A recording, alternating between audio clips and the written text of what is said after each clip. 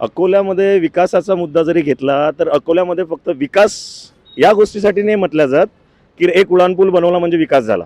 अकोल्यामध्ये विकासाचे खूप सारे मुद्दे आहेत, जसे की सामाजिक गृह म्हणा, त्याच्यामध्ये खुले नाट्यगृह म्हणा. जसं की आता माझ्या नजरेत जे आहे, अकोल्यामध्ये डॉक्टर बाबासाहेब आंबेडकर खुले नाट्यगृह आहे, जे अनेक वर्षांपासून स्थापित झालेलं आहे. परंतु आता सध्या त्याची स्थिती पाहिली तर ते स्थिती एकदम वाईट आणि खराब आहे.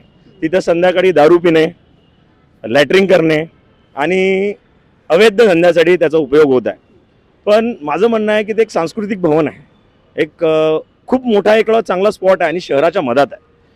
महानगरपालिकेने त्याच्याकडेही लक्ष देऊन त्या खुल्या नाट्यगृहाचा, डॉक्टर बाबासाहेब आंबेडकर खुल्या नाट्यगृहाचाही विकास करायला पाहिजे. आणि तसेच अकोल्याच्या रोजगारामध्येही महानगरपालिकेने पुढाकार घ्यायला पाहिजे. आणि इथल्या राजकीय पक्षांनीही जे आता सत्तेत आहेत त्यांनी सुद्धा मला असं वाटते की रोजगारकडे जास्तीत जास्त लक्ष द्यायला पाहिजे. जेव्हा अकोल्यामध्ये रोजगार उपलब्ध होईल तेव्हा निश्चितच अकोल्याचा विकास होईल.